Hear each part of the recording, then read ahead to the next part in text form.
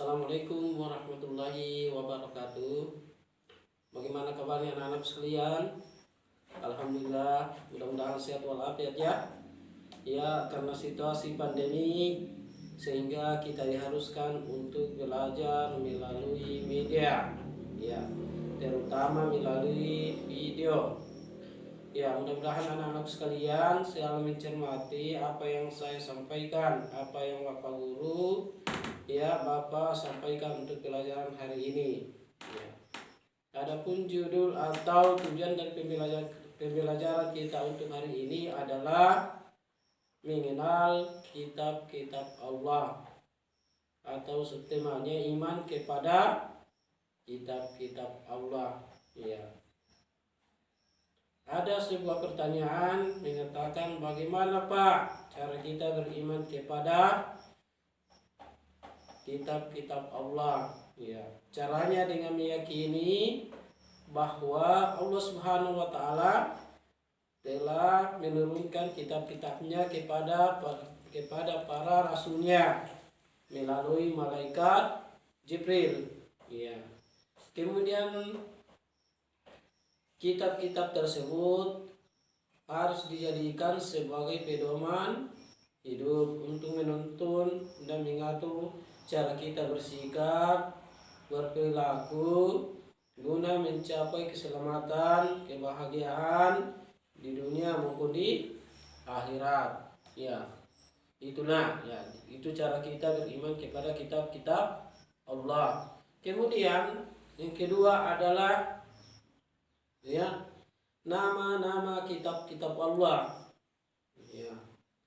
Allah telah menurunkan 4 kitab suci serta beberapa suhuf-suhuf yang diberikan kepada Nabi dan Rasul. Berbeda pada zaman dan umatnya. Ya. Semua kitab suci dan suhuf tersebut diturunkan oleh Allah kepada para Nabi dan Rasul untuk dijadikan sumber kebenaran dan petunjuk untuk memperoleh keselamatan, kebahagiaan dunia dan akhirat. Ya, itu tujuannya nak. Jadi harus dipahami baik-baik. Ya. Jadi salah satu tujuan Allah menurunkan kitab-kitab suci Al-Qur'an adalah sebagai pedoman hidup untuk meraih kebahagiaan dunia dan akhirat. Ya. Anak-anak sekalian, sekarang apa saja nama-nama kitab yang pernah diturunkan Allah di dunia ini dan siapa nama dan rasul yang diturunkan kitab itu. Yang pertama ada namanya kitab Taurat. Ya. Kitab Taurat itu diturunkan kepada Nabi Musa alaihissalam. Jadi yang pertama adalah kitab Taurat itu diturunkan kepada Nabi Musa alaihissalam. Ya. Kurang lebih pada abad yang ke-12 sebelum Masehi. Ya, di daerah Israel dan Mesir. Ya. Kitab Taurat ya tentunya menggunakan bahasa Ibrani. Jadi kitab Taurat ini menggunakan bahasa Ibrani. Kemudian yang kedua adalah kitab Zabur. Ya. Kitab Zabur ini diturunkan kepada Nabi Daud alaihissalam. Ya, jadi kitab Zabur diturunkan kepada Nabi Daud alaihissalam. Ya. Ketika beliau menduduki tahta sebagai raja Bani Israel. Ya, sebelum menduduki tahta atau menjadi seorang raja di Bani Israel pada abad yang ke-10 sebelum Masehi. Ya, itu ya. Kemudian yang berikutnya adalah yang ketiga adalah kitab Injil. Ya. Kitab Injil diturunkan kepada Nabi Isa alaihissalam. Ya. Pada sekitar abad 1 Masehi di daerah Yerusalem. Dalam bahasa bahasa Yunani. Ya, jadi kitab Injil inilah berbahasa Yunani. Injil berarti kabar keselamatan. Injil itu berarti kabar keselamatan.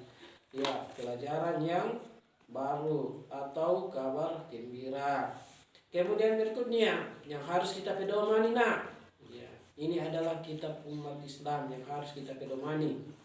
Kalau kitab-kitab sebelumnya itu seperti kitab Taurat, kitab Injil, kitab Zabur, itu semuanya itu ada masanya. Jadi tidak berlaku lagi sekarang. Sekarang yang berlaku sampai akhir zaman itu adalah kitab suci Al-Quran atau kitab suci yang kita pedomani, yang harus kita pedomani dalam kehidupan sehari-hari. Ya, kitab suci Al-Quran. Jadi kitab yang keempat adalah kitab suci Al-Quran. Ya.